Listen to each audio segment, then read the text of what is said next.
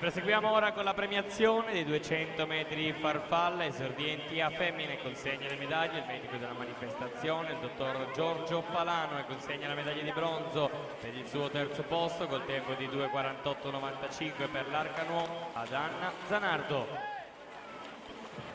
Secondo posto medaglia d'argento per il centro nuoto Rosà col tempo di 2:43,50 Cecilia Zanon.